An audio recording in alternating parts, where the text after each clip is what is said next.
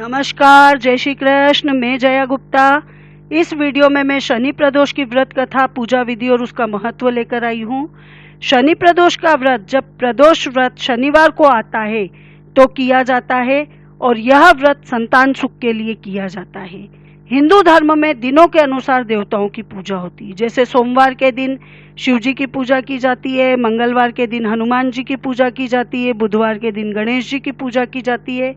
उसी प्रकार तिथियों के अनुसार भी व्रत उपवास रखे जाते हैं और देवताओं की पूजा की जाती है। जिस प्रकार प्रत्येक मास की एकादशी को पुण्य फलदायी माना गया है, उसी प्रकार हर मास की कृष्ण पक्ष और शुक्ल पक्ष की त्रयोदशी तिथि यानी 13 को भी व्रत उपवास के लिए काफी शुभ फलदायक माना गया है। एकादशी में जब भगवान श्री हरि विष्णु जी की पूजा की जाती है, वहीं त्रयोदशी तिथि जिसे कि हम प्रदोष व्रत के नाम से भी जानते हैं, उसमें भगवान शिव शंकर की माँ पार्वती जी के साथ पूजा की जाती है, आराधना की जाती है। और ऐसा माना जाता है कि प्रदोष व्रत करने से सभी प्रकार के दोषों का निवारण हो जाता है।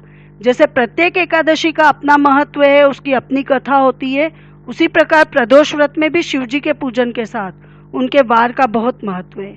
प्रत्येक वार को आने वाली प्रदोष को एक नए नाम से बुलाया जाता है। जैसे सोमवार को आने वाली प्रदोष को सोम प्रदोष कहते हैं, मंगलवार वाली प्रदोष को मंगल प्रदोष कहते हैं, बुधवार वाली प्रदोष को बुध प्रदोष कहते हैं, शनिवार वाली प्रदोष को शनि प्रदोष के नाम से जानते हैं। और इन सब की अपनी एक अलग कथा भी कही जाती है, जो कि मैं आज इस वीडियो में आपको शनिवार की शनि प्रदोष की कथा बताने वाली हूँ। अब हम देखते हैं प्रदोष व्रत की पूजा विधि। प्रदोष व्रत की पूजा विधि और उद्यापन विधि को डिटेल में मैंने मेरे प्रदोष के अन्य वीडियोस में बताया हुआ है, जिन्हें आप मेरे चैनल पर देख सकते हैं।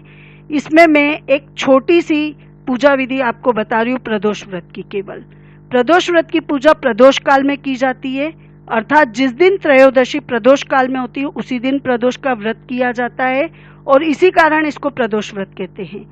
प्रदोष काल मतलब शाम का समय। तो जब 13 शाम को आती है, भले ही वो 12 के दिन दोपहर में 13 लगी हो और शाम को प्रदोष काल में 13 रहेगी, तो उसी दिन प्रदोष का व्रत किया जाएगा, ना कि अगले दिन सूर्योदय से तिथि देखते हुए 13 का व्रत किया जाए। यहाँ पे ये बात ध्यान रखी जाती है। इस व्रत में भगवान शिव और माता पार्वती की पूजा की जाती है। व्रत करने वालों को त्रयोदशी के दिन प्रातःकाल स्नान आदि से निवृत्त होकर स्वच्छ वस्त्र पहनकर बिलपत्र, गंगाजल, अक्षत, धूप, दीप, नैवेद्य आदि से भगवान शिव की आराधना करनी चाहिए। निर्जल रहकर यह व्रत किया जाता है, पर यदि आप निर्जल नहीं रह सकते हैं तो एक समय आप खाना खा सकते हैं। फिर प्रदोष काल को शाम के समय भी भगवान शिव शंकर की पूजा करनी चाहिए।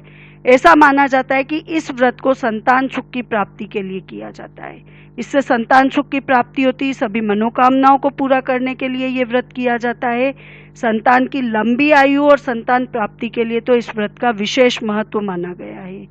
आइए देखें शनि प्रदोष की व्रत कथा। महर्षि सूत जी ने शौनकादि 88,000 ऋषियों के सामने शनि प्रदोष व्रत कथा आरंभ की और कहा, हे मुनियों, शुभ और मंगलकारी विचार रखने वाले भक्तों को यदि संतान प्राप्ति की इच्छा है तो उन्हें सच्चे मन और श्रद्धा से शनि प्रदोष व्रत का पारायण करना चाहिए। श्री सूत जी बोले, हे मुनियों, मैं आपको जो कथा सुनाने जा रहा हूँ वही कथा भगवान शिव ने देवी सती को सुनाई थी, तो ये ध्यान पूर्वक ये कथा सुनिए। प्राचीन काल की बात है। एक नगर में धन दौलत और वैभव संपन्न एक बहुत ही दयालु सेठ रहता था।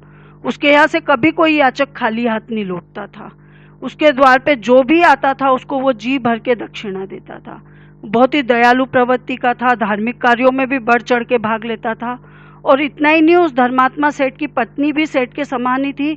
वो भी दान धर्म और पुण्य के कार्य करने में कदम कदम पे सेठ जी का सहयोग देती थी और उतना ही वो भी करती थी। लेकिन भगवान अपने भक्तों की परीक्षा लेते हैं और सेठ और उसकी दयालु पत्नी इतने धर्मात्मा, दयालु और दानवीर होने के बावजूद भी दोनों बहुत दुखी थे, क्योंकि भगवान की कृपा से उनके कोई संतान नहीं थी और वो अपनी संतान नहीं होने के कारण खूब दुख में रहते थे। एक बार उन्होंने निश्चित किया कि वो अपने संतान के लिए तीर्थ यात्रा पे जाएंगे और तीर्थ में आने वाले सभी देवताओं से अपने लिए संतान सुख का आशीर्वाद मांगेंगे। तो उन्होंने अपना कामकाज सेवकों को सौंपा और तीर्थ यात्रा के लिए निकल पड़े। कुछ समय बाद अभी वो नगर के बाहर ही निकले थे कि उनके नगर के बाहर बरगद का एक विशाल वृक्ष था। उसके नीचे एक साधु जो कि बहुत ही तेजस्वी थे, वो वहां पे समाधि लगाए हुए उनको दिखाई दिए।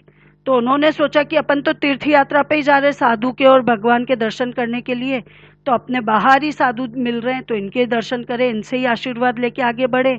तो ये सोच के दोनों पति पत्नी उन साधु महाराज के पास चल जाते और हाथ जोड़ के उनके सामने बैठ जाते।